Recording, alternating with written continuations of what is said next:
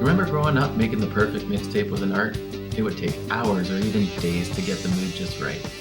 It's an art that's nearly been lost in today's drag and drop digital playlist world. We're four friends of 35 years with many, many mixtapes between us. Join us each episode as we pick a theme, discuss the songs, and build an infinite mixtape. Welcome to the Mixtape Diaries. All right, we're back in a hurry with another episode of the Mixtape Diaries. This will be another 3-song surgical strike. On hand today are Carla. Say hello. Or not. Hi. I can do Carla. Hi, my name's Carla. Sorry.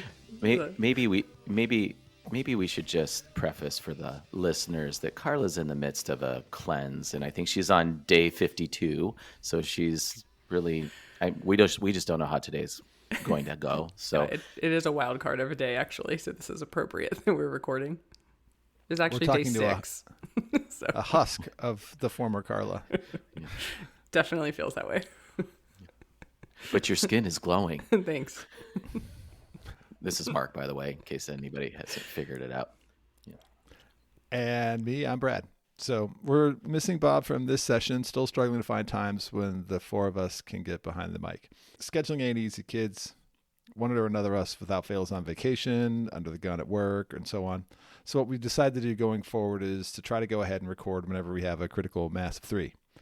So that way you'll get more regular posts from us and not some of the long hiatuses that you've been sitting through, wondering, twiddling your thumbs. When are they coming back? What am I going to do with my life? I don't believe in anything anymore because I know the Mixtape Diaries. We're going to be more regular.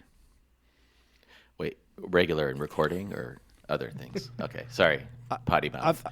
I'm turning 50 next month, so as regular as we can be. Hey, so it's summertime. I wanted to ask you guys, the living is easy. There's rock shows that are plentiful. Have you been to any shows lately? I mean, Carla's living her best life, going to all the shows on behalf of both of us, Brad, I feel like. I feel like there needs to be an express train from Columbus to Nashville that's just the Carla. Yeah.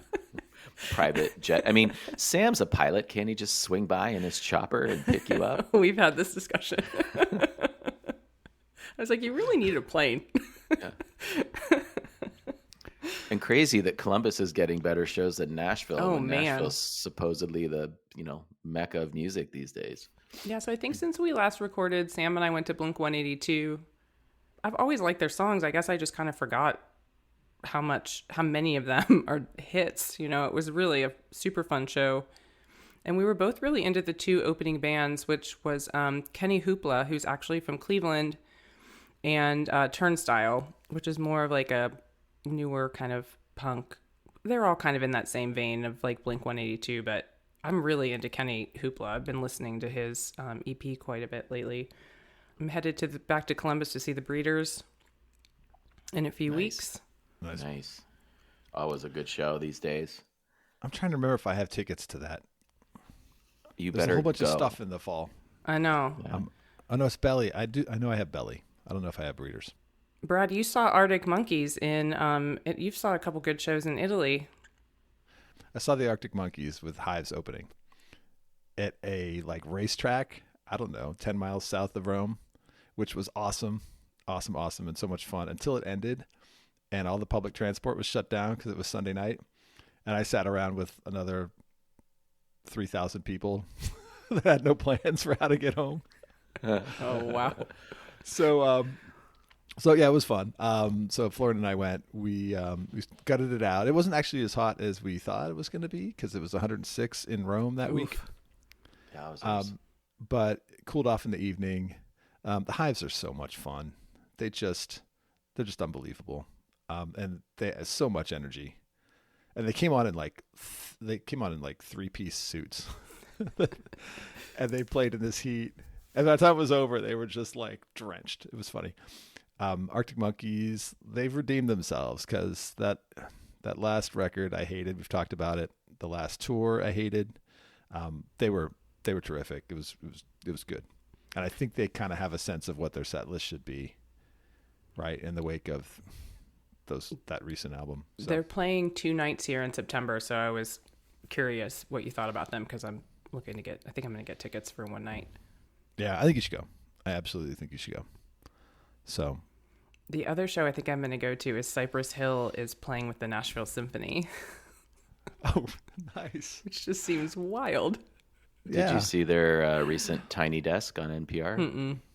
You should look it up. It's pretty good. Yep. A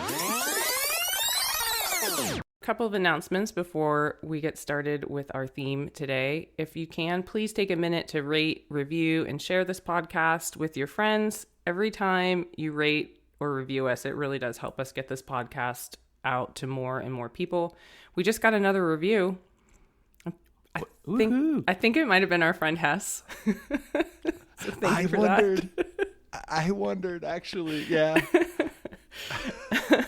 So, but much appreciated. So if y'all have a few seconds, please just leave a quick review or hit those 5 stars. It really, really does help us push this out to more people.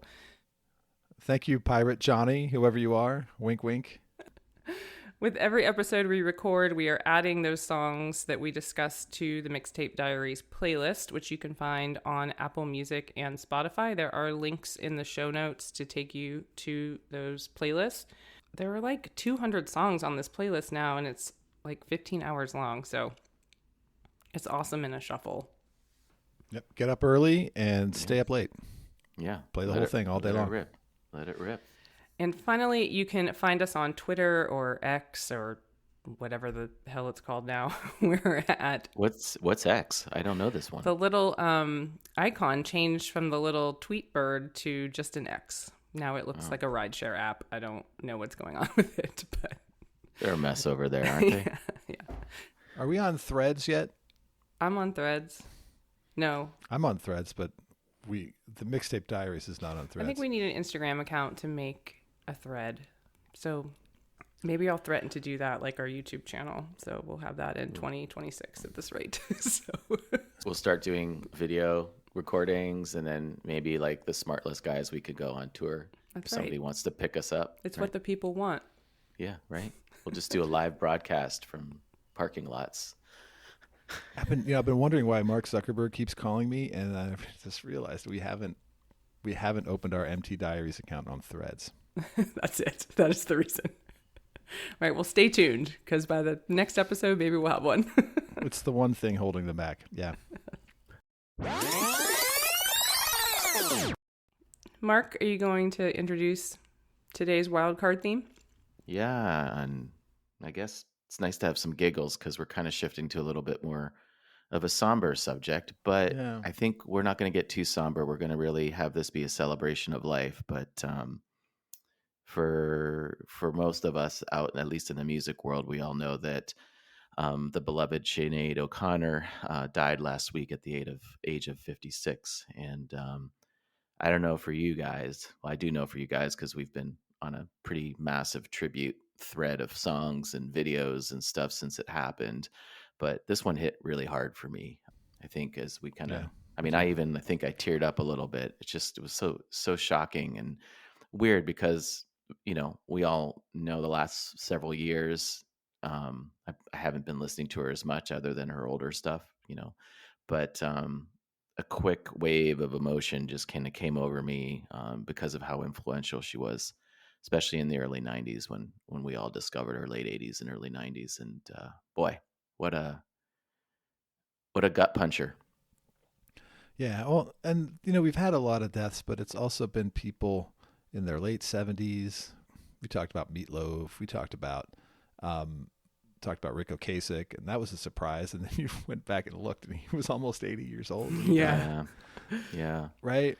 And we're at that age where, like, right, the long-standing kind of rock stars in the pantheon are getting older and older. But she was 56, right? Yeah.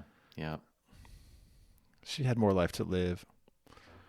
She had a lot of life to live. Liz and I were kind of talking about it, and we're like, what is it? Like our parents' generation of rockers are living, to their late 70s and 80s, and like, they've partied hard their whole life through that. But then there's some weird thing going on with the Gen X rockers that are dying early in their 50s, and quite a few of them. I mean, I can think, obviously Kurt Cobain was way ahead of his time, but Chris Cornell recently, Sinead, Dolores O'Riordan, was Right. in her 50s as well. It's just kind of like, what's going on with the Gen X rockers? Well, and Dolores is a good analogy, because I was sitting here thinking while you're talking, they're the people who lived long, full lives and died, and we'll miss them. They're the people who died early tragically because they were partying too hard, or they were living recklessly. And then there's this other category of Dolores and I suspect Sinead, right? Who you really have to wonder, were they living happy lives, right? And like, what did this world do to them, that got us here? And that's kind of, and that's a Chris Cornell thing too, right? And that's heartbreaking. Yeah, it's really heartbreaking. I think that's a good segue, Brad, because she did have a hard life, from the age of 15 on, really. And I mean, you can argue um, political environment in Ireland has been shaky at best for a good part of our lifetimes and prior. But a few things on Sinead, and I'd really love to kind of hear a little bit about your first memories of her. But I thought, in memory, I just kind of like ticked a few things that I think our listeners might find interesting, or I certainly did. We all know she was born in Dublin, and I think for me, and kind of just some things that resonated in reading about her over the last couple of weeks is, she's been really categorized as our generation's freedom singer, which I feel is a really good label for her in a lot of ways. And, she's always been pretty vocal that she's been so passionate and influenced by the Joan Baez's and the Bob Marleys of our time. And so, no surprise that she modeled herself in a lot of ways off of those kind of similar freedom singers that had a beef with injustice in the world, and really used their musical instrument, which was their voices, to kind of, especially in Sinead's case, scream from the top of her lungs her displeasure with it. She was quoted once by a journalist, "I am Ireland." She considered herself Ireland. And she said that everything that's happened to me has happened to Ireland. And I think that's a really great quote from her, because her music evoked that Irish fury and melancholy all in the same breath. And I think that's what, Beauty too. and beauty too. And I think that's what will always resonate for us, was her voice. I mean, you had this tiny little woman with a shaved head, and her voice had so much range in it, from that, I guess, what you call that soft, like ethereal soprano that could feel so fragile and quiet and peaceful. And then she'd just go full on feral, ferocious, and volcanic in the next breath. Right. And for me, that's what has always drawn me to her, and what I will always remember about that woman's voice and what she brought to music. It's funny, like my note says here, nobody brings the heat like Sinead O'Connor, and she switches it on just like that, vulnerable one instant and ferocious in the next. And every bit of it, both sides of that, is believable. And so the fact that you keyed on that, right? I mean, look, we got into her together, and we'll talk about that. So it's not a surprise that, right, that's what we hit on. I just wanted to respond to what you said when she said, I am Ireland. You could hear that and think, oh, that's a self-serving or an egomaniacal thing to say. But it coming from her, it doesn't, you know what I mean? That's not it. And it was never really about her. I never felt like she was doing the look at me thing. She was like pointing at other stuff and saying, look at that. And when people got wound up about her, and when people had their problems with her, it was never because she was self-aggrandizing. It was because she was using her platform in a way that they didn't like. Yeah.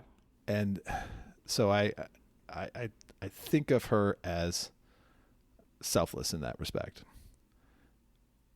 but also speaking her experience in a very personal way and putting that in front of people. That's hard to do.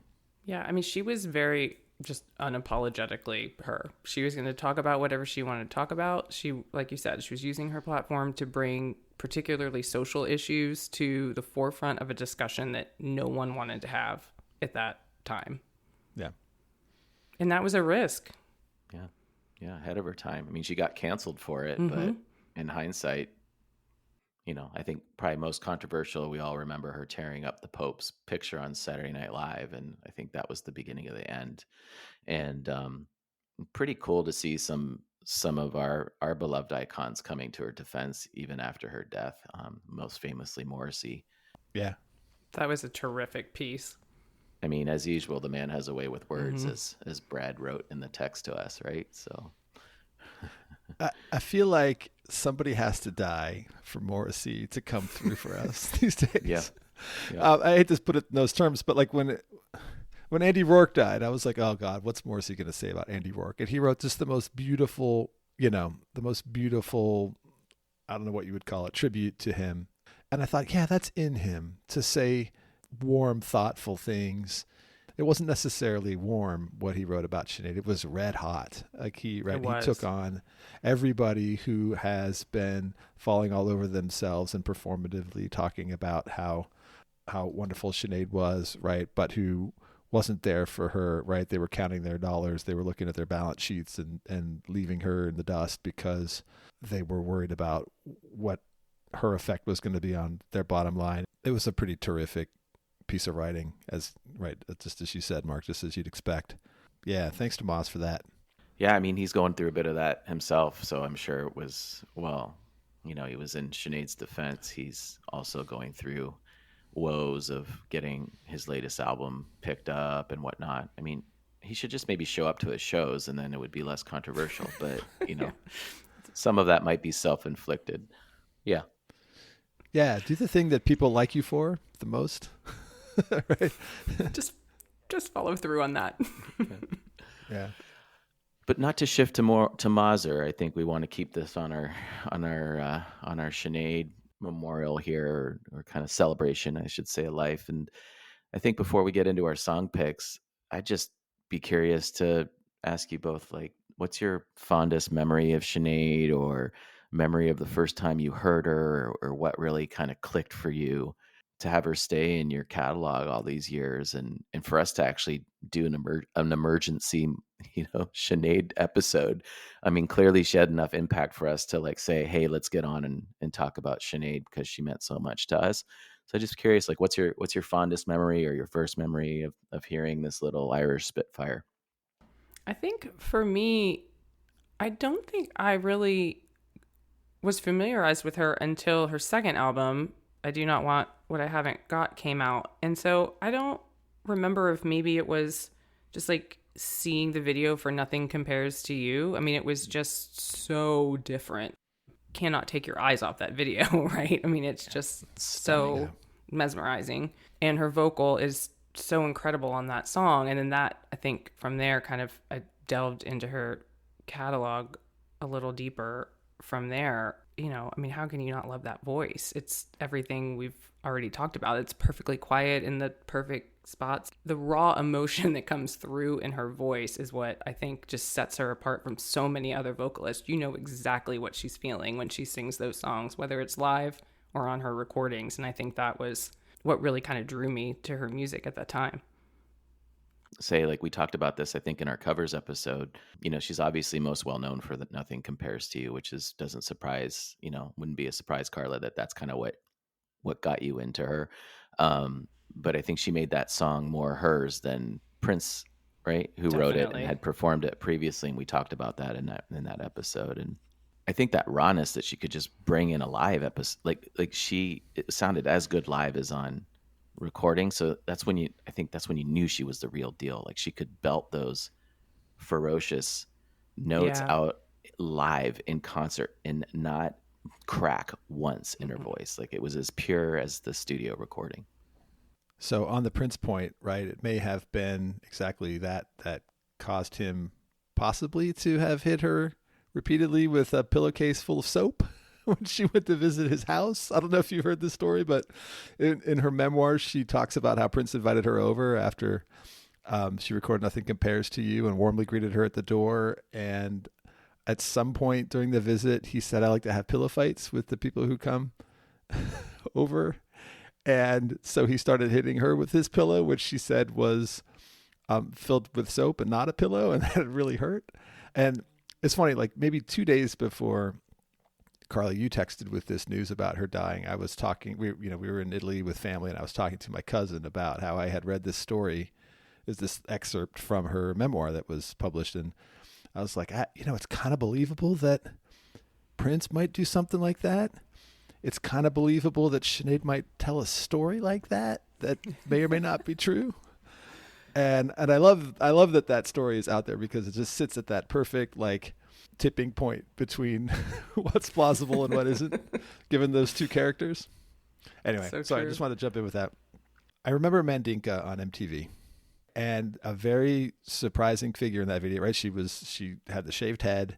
It was a really forceful kind of rocker song, but there were a lot of distinctive people on MTV, right? There was Annie Lennox with her, right, close cropped red hair. There was Boy George. It was like, right, we were used to seeing new and different looking people and styles on MTV. I hadn't thought much about it. I thought the song was pretty cool, but then it was really you, Mark, I think, that got me into really listening to Sinead. You had The Lion and the Cobra. That's her first record, probably on cassette, I would guess, at the time, Yeah. right? It was, yeah. And I specifically remember listening to you play it in the car for me, in your car. And I remember you saying, Brad, you have to hear this song, Troy. Very different from Mandinka. I mean, when you listen to that record, there's like, all the songs are, I mean, there's such a range of, right? There's folky stuff, there's acoustic-y stuff, there's the song with Enya, right? Very Celtic. There's Mandinka, and then there's Troy, which is just its own thing. And you love the part that I love, the "I will rise" part. And I remember, like, in the weeks after that, like, we'd just be talking, we'd be having a random moment or whatever, and you just throw that into a conversation. You just blurt it out, your Sinead imitation. And so whenever I hear that part of the song, like, literally, I think of you. Like, I try not to, because I want to be all in, and I want it to be all about what Sinead is doing. But, like, at best, like, in the margins of my consciousness, there's like 16-year-old Mark Little going, "I will rise." I start to laugh. Which probably sounded more like the kid from The Shining, Red Rum, than Sinead. Yeah, But I think it probably did. So anyway, I want to get on record crediting you, because we were all exploring whatever alt rock was at the time, right? And one of us comes home with the Smiths, and one of us comes home with, I don't know, New Order. You came home with Sinead O'Connor. So thanks for that. well, I also have that fond memory of that moment, Brad, and there's a good segue to it, which precursors how that cassette even ended up in my hand. And so good kind of segue to my first. So that's one of my fond memories. But my first memory of Sinead is similar in the sense that familiar with Mandika on MTV, probably because I was essentially hanging out with you all the time. So we probably saw it on MTV together during 120 minutes episode, would be my guess. But I have to credit Maria Zuzicki with introducing me to Sinead O'Connor, and she is a classmate of ours from way back in the day in Ohio. That's great. Yeah, I haven't heard her name in a while. Yeah. I know. And she was my desk mate in science class, which would have been my sophomore year of high school. And she had the cassette, and she's like, we would always talk about music a little bit. And she's like, "Oh, you got to listen to this tape." And I was like, just so very vaguely familiar with Sinead just through Mandika. And that cassette was actually not my cassette at the time. It was a loaner cassette from her. And she trustingly let me take that cassette and borrow it. And that subsequently, when Brad, I was like, "You got to hear this." Yeah. So I have to credit her, Maria, wherever you are. Thank you. Cause I don't think I've seen you like since that day. I did give her back her cassette though, I think, 99% sure. But anyway, I would credit her with introducing awesome. me to Sinead in a more deep manner in that album, which to this day is just that first album, The Lion and the Cobra, really embodies everything that Sinead is. It's and the I one. think Yeah. You said it, Brad. There's the folkiness, there's the softness of it, and then there's just the full on raginess of it, and then a really nice transition into what is also probably equally as fantastic an album, which is I Do Not Want What I Haven't Got. So I just went and looked. Have you seen this website, 120minutes.org? No. Somebody has got the full playlist of every 120 minutes episode, so you That's can search awesome. and figure out when it played. Yeah. So yeah, it was it played 4 times in 1988 on 120 minutes, and I'm sure we must have seen 2 or 3 of those. So Definitely. it's the kind of song I think it might have even been on like mainstream MTV. Like you may have been able to see it during primetime hours, Mandinka. But anyway, Yeah, I feel like I had seen that at some point, just like during normal time. I also think Dennis Van Huffel is the one that introduced me to the Lion and the Cobra, maybe. I don't know. We have a very foggy concert memory, which we can discuss later. But yeah, reasons for. just we're old. I mean, we were in high school. We weren't doing anything else. We're just old now. Can't remember things. But we're piecing together like pieces of memories to make a whole memory. So Takes a village these days. Eh? yeah.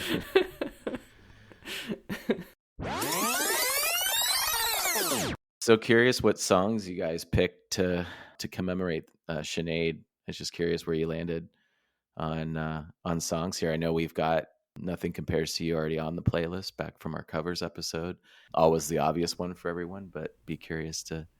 We also have, I think we have the Foggy Dew, don't we, as well? we do. We do with the From our Chieftains. Irish episode. Mhm. Yeah. From the Chieftains, yeah, that's right. That's a pretty terrific one.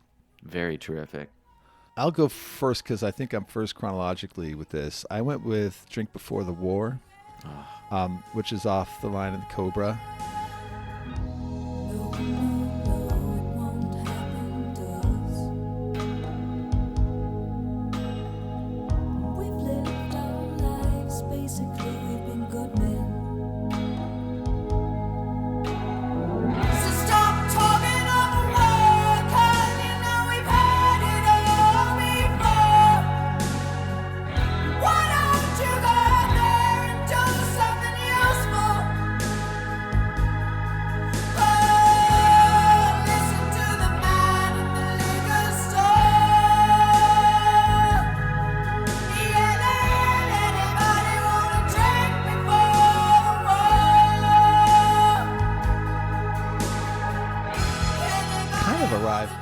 This one, I mean, I've had this on CD for decades, and it's as much in my regular rotation as any of the hundreds of CDs on these racks behind me. I mean, I play this a lot.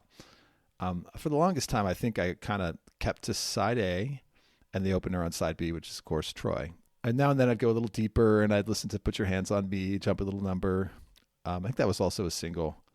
And then it'd probably peter out and find something else. I might even jump into the next record with I Am Stretched on Your Grave. I tend to skip the first track of that second one. I don't know. Just, I need a beat. Then I don't know, maybe 10, 15 years ago, this song came on. I was like, wait, I really love this song. This is the best song on the record. Maybe I don't want to say that. I mean, Troy's on this record, right? And I could go on and on about it. We could do 90 minutes, probably just Mark and I, about Troy. But I think maybe it's just that it feels newer to me because I wasn't listening to it as much early on. There's so much heat on this song. There's just a handful of these short bursts, those flashes of anger that she shows where her eyes turn Dune blue and she just melted something on the wall behind you and you were lucky she missed you. I don't know. It's got those synths on it. It's got a build to it. Very different feel from, I mean, all these songs have different feels from one another on this record, right?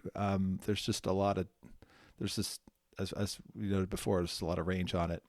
There are kind of 2 climactic points on this song, which maybe they're not the strongest lyrics. When I was typing them out, they're kind of dumb, but it speaks to her voice and kind of the commitment with which she delivers them. They send a chill down my spine every time I hear her sing them.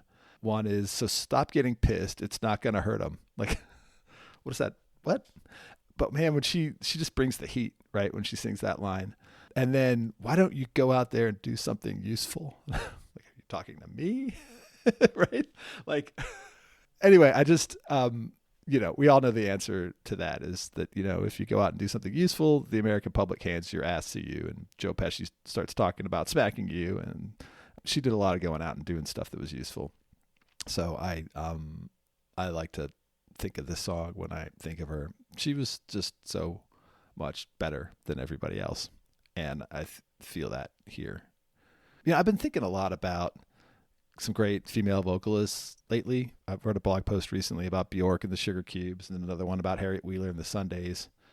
Not that long ago, Rita Lee from Os Mutantes died, and then Gal Costa and Esther Gilberto. Try to say Gilberto. Bad things happening in threes in Brazil. There's just so much to say. They all had very distinctive voices, but man, no one's got Sinead's voice. I think Drink Before the War shows maybe not all of that, because there's not a lot of gentleness in this. And I think, Mark, your song probably does. You do hear that kind of vulnerability more, right? She's kind of starting in third gear on this song. Anyway, interested in your reaction. Well, this was going to be my pick, but yeah, you locked it before I could. So I got a fast trigger. Yeah, you were quick. You were quick to lock down this song. So, I mean, it's just so hard to pick any song, honestly, and it just depends on my mood and where I am. I mean, I have a lot of fondness to a lot of songs on this first album, maybe because it was my first introduction to her. So, it was my age at the time, just resonating with the anger a lot at the time for me where I was in life, I think, but still having the compassion or softness to me as well. So I think that's probably one of the things that resonated so much with Sinead and her voice. So this song just kicks ass. I mean, it just kicks ass, and I love it. And I don't know what it is about the water in Ireland, because Dolores O'Riordan, I'd argue, you say like nobody has a voice like Sinead. I'd say Dolores probably was a very close second to her, and both of these were just tiny little women that just had so much vocal range, from like softness to anger. And I don't know if Dolores did that on purpose to try and emulate herself off of Sinead, but gosh, like those two little, yeah. and we both lost them early and in their 50s, which is the tragedy of it all. There's a very particular kind of inflection in both of their voices where they'll like sing a note and then it'll like kind of veer off and sound almost kind of off key. It'll like go up, right? And like distorted. And I don't know if that's a Celtic thing generally, or if it's just right. If it's Dolores emulating Sinead, which she's a reasonable model to have, right? But I love that sound. Yeah. I think it was so powerful for us too, just at that, like coming across it at that time. Like when you think about all the other music that we were kind of listening to, right? This was just so strikingly different because just the way her vocals are. Grunge is kind of happening, and there's a lot of that metal kind of, a lot of hip hop. Like there's just a lot of things like coming out during this time, right? This early 90s time, and then to have her come out with these vocals and a lot of times very politically charged messaging was just like, whoa. It was very different for the time. I think we could probably be a little more desensitized to it now if we heard her now for the first time versus in 1990. There was a quiet anger to, you had like the anger in your face of punk rock, like it was just like it was worn on your sleeve. There's something kind of haunting to the way her anger came out. It's like, very much. They say, you got to worry about the quiet ones, like they're the most angry. And although her voice wasn't quiet when she chose it to be ferocious, like there was a quiet, controlled anger to her that was so different than like what you were saying, Carla, like grunge or metal or punk rock, that was just in your, like just brash in your face. It was also interesting to watch her, Brad. You sent a couple of interviews over too. I mean, we've been like, Brad's been sending YouTube videos. Brad and Mark have been sending YouTube videos over. And a couple of those interviews were interesting. And I kind of forgot how she would be real, almost like kind of like quiet and shy in those interviews, Yeah. It's like you wouldn't expect what comes out of her mouth when she sings, like come out that way because she seems, almost demure when she's like in an interview situation. Yeah. And you wonder if like just having that outlet, what it would do for you, if you are that kind of retiring person, but you have all this packed inside you. So, okay, put her in front of a microphone and let her just shred. Let it rip. Yeah. I think it is punk rock. I mean, it's not, there's no rhythm guitar, right? And it's not purposely ugly, right? Yeah. But man, you look at her, right, with her scrawny, skinny, shaved head, wearing a tutu half the time. Yeah. Right.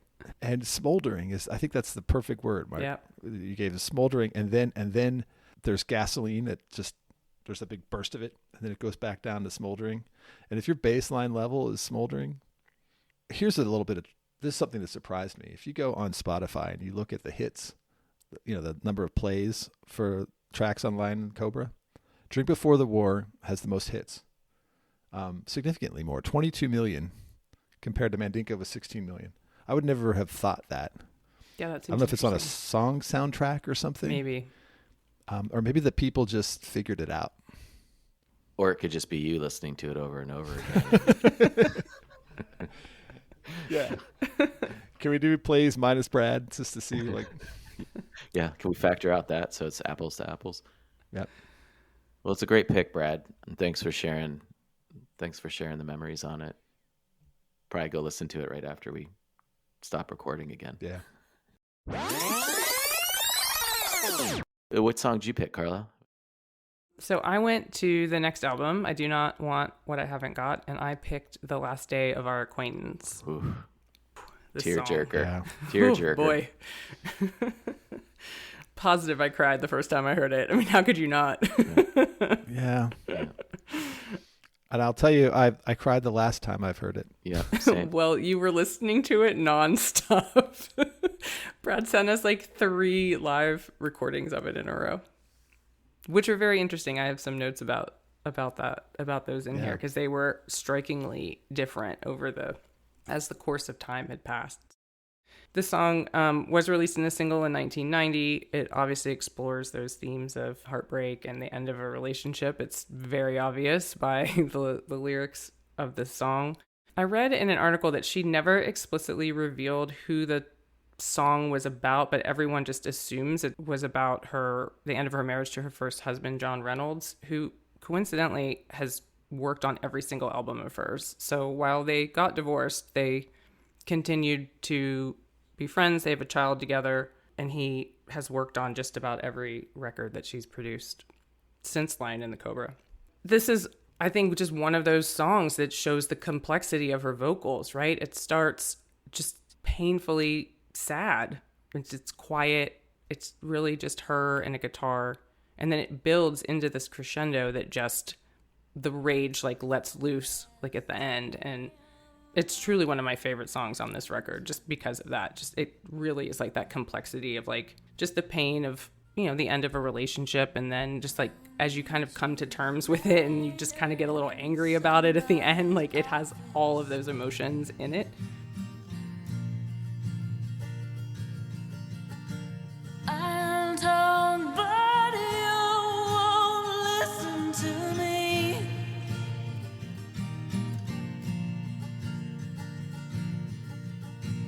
I know your answer already.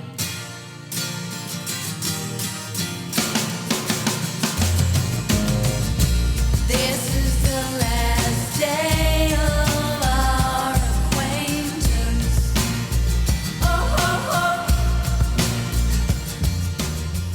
Brad, that first YouTube video you sent, which was the Rotterdam performance from 1990, is chilling. It's it feels incredible. like it is that just happened to her. It's so raw and so powerful. She is just angry.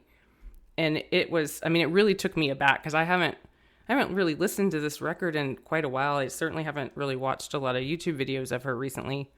But that one just really struck me whoa, this was raw when she was singing this.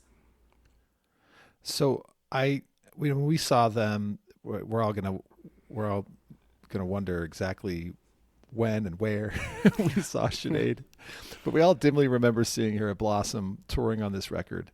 And the only thing that I really remember about it is The Last Day of Our Acquaintance. And I don't remember what I saw. I just remember like thinking as I went home, well, damn, like I like that song on the record, but like that was awesome. That kicked ass. And I didn't remember anything in particular about what kicked ass about it, but it was around the same time as that live thing that we were talking about. And so I'm just looking back now, reverse engineering. She must have brought the heat that day too, because it's the delta between the recording, which is, I think, right, sad and beautiful, and that it's cool. Well, then I thought, like, by contrast, you sent the video from, was it Pink Pop? It was something in 1995, and she actually added a verse to that song in that video, which I couldn't really find anywhere. And there's still that, like, it's almost like a passive anger in that, like, when she's singing it by 95, like, the emotion is still there, but it is not that, like, raw, ferocious anger that you get in that 1990 performance. It's the time's wearing on, and she's like, she's still a little angry about it, but it's just different how it just sort of like sits with, you know, it just sits with you differently. And I felt like her performance kind of, you know, emulated that. It was interesting to watch them in that order like that. Yeah, that Rotterdam, all I'll say is, like, Carla, you locked this song down before I could as well. So both of you kind of locked the two songs that were like quick tart, because Troy was too obvious for me. And for some reason at the time, I thought we had it on the playlist. We'd covered Nothing Compares to You, which was its own thing. But I was like, all right, I'm going to have this one. And then you both locked it down before I could get in there. So these are two of my favorite Sinead songs of all time. Oh, yeah. And maybe this one, Carla, has spiked to the top despite my nostalgia for Troy and like the moment Brad and I listened to it together. And just because of that Rotterdam performance, like she comes out of the dark shadows in this like soft acoustic moment, and then just effing unleashes at the end. It's a gut punch. And the way she moves around and almost becomes just completely possessed by a demon, or the phoenix from the flame, however you want to go with it. It's just absolute. Listeners, you have to go on YouTube as soon as you hear this episode, and you have to watch this and watch it and watch it and watch it and watch it, because I can't stop watching it. I actually listened to it without watching it because the version live is so much more emotional and gripping than the studio version. I don't know what was really going on that day, but you know, you hear these stories of like, on this day, this artist gave one of their top performances of all time. I gotta think this ranks up there in her career. It made me wonder if maybe this was one of the first few times she had played that song live. I mean, just because you know, before you get kind of, I would assume, like dulled to the, oh, I'm playing this song again, you know, after you've played it a couple dozen times. Like, it made me wonder if this was one of the first few times she had played it, and that situation was just still so raw for her. I feel like we talked before about how there's like singers who sing songs, and there are performers who sing songs and bring emotion and feeling and almost like drama to it, right?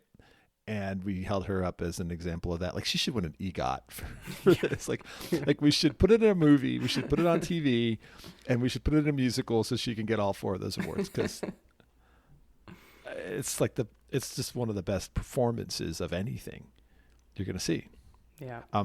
The other one that's like that is the Troy live at Dominion Theater that I watched like once a week during COVID. And my kids would like walk into the room and they'd be like, oh, here he is again. Like, there's that bald woman again. Shrieking. Right? What's that about? Same thing. Like, I just, every time, it doesn't wear down. You like, where you like watch it again, you're like, oh, I've seen that before. No, it's just hits you like a wall. So when I was looking at some set lists, as Dennis and I were trying to piece together what show we might have been at, I noticed that she played Black Boys on Mopeds, which I almost picked because I love that song too, and Last Day of Our Acquaintance back to back. And I was like, I literally texted Dennis and said, were we all crying by this point? Right. I mean, it's like the two most like crushing, emotionally charged songs back to back. I'm convinced that the Black Crowes opened that show. Like, the internet's not telling me that that's true, but I swear to God, like, I remember like watching the Black Crowes do their thing, and then Sinead came on, and it was like, what just happened? Like, what are these two things that aren't like each other that we watched together? I think I vaguely remember that, but Dennis and I remember being at an indoor show, and we can't Weird. quite Okay. figure out where that was. But I think I was also at that Blossom show, because I remember something when you mentioned that about the Black Crowes, that like jogged a memory of thinking like these two things don't make sense. But it was the 90s, and they would like sometimes put bands on bills together. It didn't really make sense. It says she played at Cleveland Music Hall in May of 1990, and it said she played at Blossom in August. Would we have gone to both? Mark? I don't remember the Blossom. I remember the indoor show. That's the one and only time I've seen her was that indoor show. So here's the other memory that Dennis and I can't quite remember, is that we're positive she walked off stage. Like, it wasn't a full show. No, I mean, I think I brought that up when we saw Morrissey at Nautica years later, Brad. Like, we'd only been walked out. Well, because you didn't have the reference, because I don't think you were at the indoor Sinead show. But I'm like, what is it with these guys walking off stage early? Although when Morrissey did it, we thought it was the coolest shit in the world. Yeah. You know, and we still have pieces of the guitar from that. But Yep, we do. That's right. That's cool. That's right. boy, the synergies of Mazur and Sinead are. I didn't expect. Yeah. I didn't expect this here today. Chronologically speaking, the third song in this tribute to Sinead is a cover, believe it or not. And I picked the song that she covered by Nirvana called All Apologies. What else could I write? I don't have the right. What else should I be? All apologies. In the sun, I feel as one. In the sun, I'm married, buried.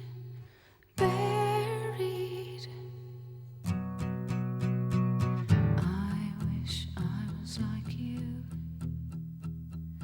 easily amused. I feel like, similar to what she did with Nothing Compares to You, she managed to take a Nirvana song and make it hers, and frankly, in my humble opinion, make it better. And it is just a stunning cover of the song, and that's not to short Kurt Cobain's talent and Nirvana's talent, because we can't, because the version, Nirvana's All Apologies version, is a pretty fantastic song. And it originally appeared on Nirvana's third and final studio album, In Utero. Appeared on her 1994 LP, Universal Mother, which was her fourth LP, and was released just months after Cobain's death by suicide. So it was a pretty haunting rendition of this. You know, quite simply, it was just a much more striking performance, and again, really showcases Sinead's vocal range. And I think it just, the timing was what was interesting, and I think it ran pretty bittersweet in 1995. And I think even more so today, now that possibly Sinead also potentially has committed suicide and covered this song. So it's just really beautiful. And maybe, like you said, Brad, earlier, a bit of the softer side of Sinead vocally. Just really nice. I'll keep it short and sweet because we've been going on along and along about it. But another wonderful cover by Sinead, and she's got a lot of them. I would have loved to include Danny Boy, which is a great cover, but doesn't seem she ever did a studio recording of it. So you got to go find that live. We've obviously covered Foggy Dew. She took Nothing Compares to You and made it hers. And I think this one's pretty haunting, given the circumstances that kind of came before with Kurt's early demise as well. But just a really nice, soft take on Sinead. So curious if you guys had heard this before. Or... I had heard it before. I mean, I think she's great, and not surprisingly, right, at taking doing covers of songs and just making them her own. We all know the Nirvana version of the song, but to hear her sing it, it's like a completely different song. Even though the arrangement isn't too dissimilar from the original, but it's still, anything she puts her vocal to just makes it her own immediately. Yeah, I feel like you could have Nirvana playing it, and if she threw her vocal down on it, the song would be completely different emotionally, right? There's a different emotional connection to storytelling that she had, and I think that was obviously her gift. I was saving this for the end, but I feel like it's a good segue, and it's just a quote from John McMahon, who was the great radio producer in the UK, and he tweeted after her death, "She had a way of walking." And he said, ultimately, rest easy, Sinead, and know how much Ireland and the world love you. And I think that just really embodies how she approached music and how her voice applied to any lyrics made her so special, and probably why she connected with so many of us. So that's actually a lyric from the duet that she did with Shane MacGowan. Maybe worth taking a moment just to talk about her relationship with Shane MacGowan. Right? I think she may have saved his life once. Yeah. He sings to her, "You have a way of walking," and she says, "You have a way of talking," which I think is probably true for both of them. Wow, good call out. I didn't catch that. Yeah. That's sweet. But it's spot on, and I love this ad because it's a kind of complementarity here, right? So we've got Pure Rage on the one that I've got. We've got Carla's, which is kind of in between, and then we have this just kind of clear as a bell, just that beautiful, piercing, but calming voice on this one. And the range of covers, right? She did the Bob Marley War, right? That was the Saturday Night Live thing. That we've got Don't Cry for Me Argentina, which I watched the other night, didn't know she had done, which is it's kind of in this mode too, right? So she has that kind of she brings that same sensibility to write an Andrew Lloyd Webber song and a Kurt Cobain song. I don't know. I love it. I think it's great. And I think it's a pretty terrific place to land. So, I mean, what an awesome story. And I'm glad you brought up her connection to the Pogues and to Shane. Maybe we'll be able to share this in our Twitter feed, but obviously he posted after her death as well. And somebody had clipped in a picture of the two of them very, very young. And I think it just kind of probably embodies the relationship, Brad, that you're talking about. They're so cute. Mark just texted us the picture. Oh, look at them. Oh my gosh. They're adorable. We have to tweet this out. Yeah, we'll have to. Yeah, it's a pretty special picture. I think just embodies the softer side of Sinead that we didn't always get to see. She did have a sense of humor. You'd see it in interviews.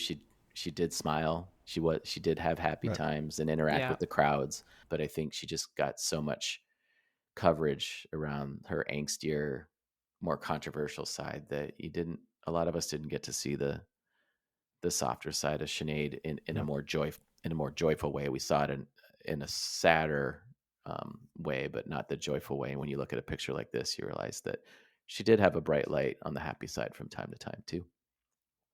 Well, and you think of that, just that tradition over the centuries of Irish poets, and they're really just they're right there, right? It's a different medium, right?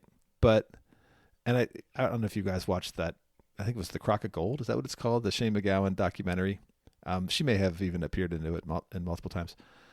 They were kind of putting him into that broader context as, he's a poet, he's a writer, and right, he's an Irish poet and writer, and so was she, right? Even though she was also a pop singer, and I think maybe withdrew a little bit from being a pop singer because, right, what she really wanted to be was a communicator in a more serious way.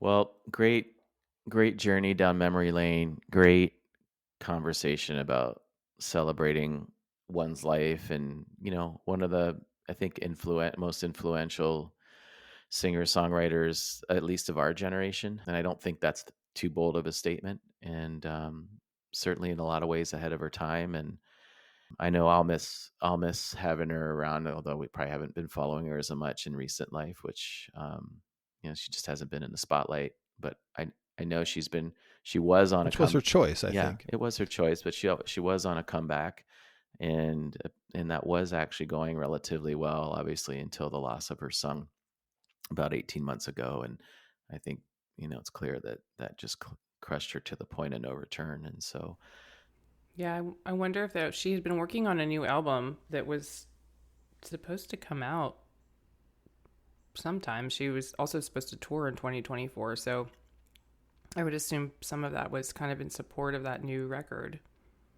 well, maybe I'll leave us with this lyric from one of her songs that we've already kind of discussed. But when I posted my little Instagram memorial to her, I left it in a quote, which was, "I'll die, but I will rise, and I will return the phoenix from the flame.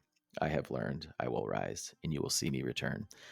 I think it's just a good way to end the memory of Sinead. And obviously she'll live on with us for sure, because she's going to be on this playlist until digital doesn't work anymore. So we'll miss you, Sinead, and rest in peace.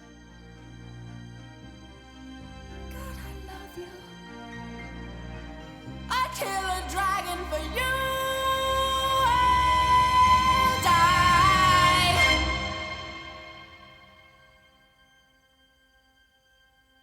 But I will rise. And I will return. The phoenix from the flame. I have learned I will rise, and you'll see me return, being what I am.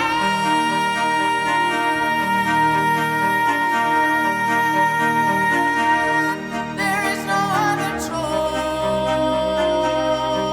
for me to burn.